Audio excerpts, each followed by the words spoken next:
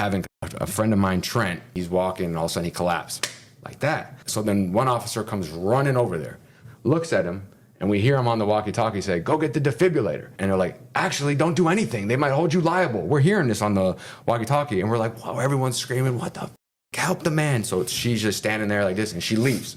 The man's on the yard, and you can see he's having convulsions. There's no medical coming. Finally, 10 minutes later, this other officer comes running out, but it was too late. He was already dead, and it was like they just waited for him to die.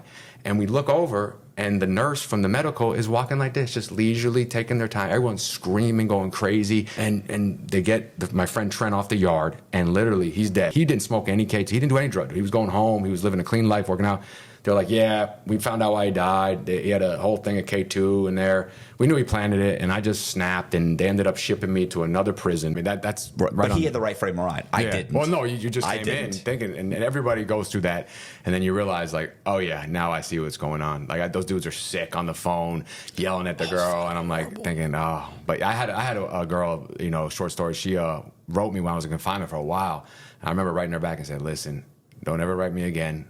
If you're out, like I said, if I see you when I get out, we could talk, but you're going to make me mentally unstable. Have a good life. And she wrote back like, is it because I'm ugly? And I just never wrote her back. I just couldn't believe it. But I just completely cut off everybody, my family, and especially when I was at that place in confinement over at HCI, it was like, you have to go insane to remain sane. You know what I mean? And it's just, so after I got to where I was at and I finally reached out to my dad, I wrote him and said, hey, I want to see you, how are you? He told me, he's like, son, I would love to see you. How you been? He's like, I want to talk to you. So he comes up, and it sounded like he wanted to talk to me more than just about just regular thing. And, and he's like, listen, I got about 4 years left to live. He's like, I need a kidney transplant. And I was like, I'll give you a kidney. He's like, maybe, but, we'll see what happens. But I'm going to probably die within 4 years. And it was from when he was in the military, when he was younger. He went down and did some operation in, I want to say, Guatemala, and he drank some water that really caused a major infection in his kidney.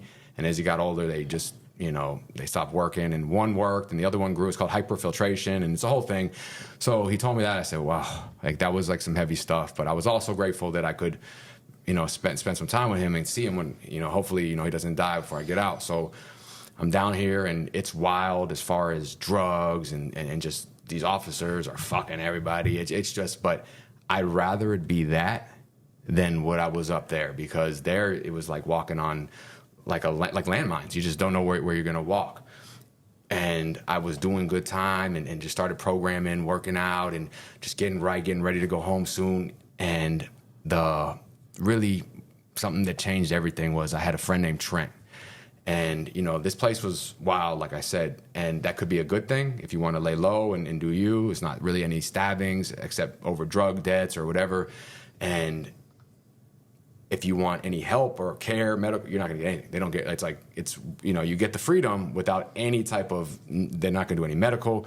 And a friend of mine, Trent, he was doing 3 years. He was from West Palm, and he converted. He got real religious. He was about to marry his girlfriend. He was about to go home in like 6 months, dude. Like, so close to the door. And we were walking on the yard. We all used to work out together. And he's walking, and all of a sudden he collapsed like that. And his friend was there, and we're all like, what the fuck? So he's like, help, help. And they had controlled movement here. And like, they had to open up the gate every 15 minutes, and you can go to the canteen. It was a lot more chill here. And so he's like, my friend, and she's like, the lady's like, So then one officer comes running over there, looks at him, and we hear him on the walkie-talkie say, go get the defibrillator. So then she runs back, gets the defibrillator, and they're like, actually, don't do anything. They might hold you liable. We're hearing this on the walkie-talkie, and we're like, wow, everyone's screaming, what the fuck? And what the fuck? Help the man. So she's just standing there like this, and she leaves. Literally leaves the defibrillator there and walks away.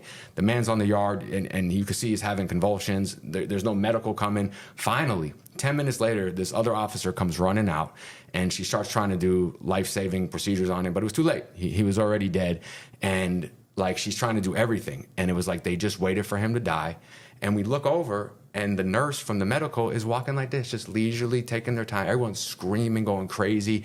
And they have us like start to put us on the ground, like everybody on the ground now, and they get my friend Trent off the yard, and literally he's dead, and they're trying to act like he's alive. They like pick him up, and he's like this, and they fold his legs over in the wheelchair like a dolly, and they wheel him out like trash, and that really got under my, like, that pissed me off, and I ended up having some words with some guards, and I was used to where I was at from before, and I was expecting everyone to just pop off from this situation.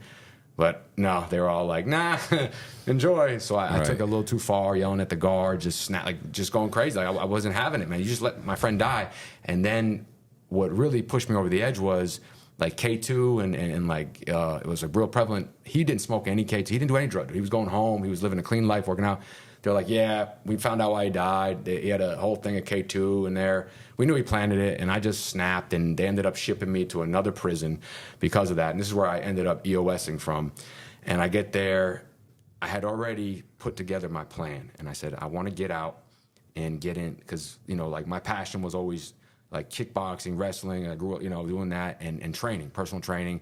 And I started just seeing, you know, just like calling, getting closer with my pops. And, you know, he was like, what the fuck? I just saw you last week. You're already gone already. Right. And, but he understood. And so, you know, he was helping me find like gigs that I could do. And I get out and my mind was, okay,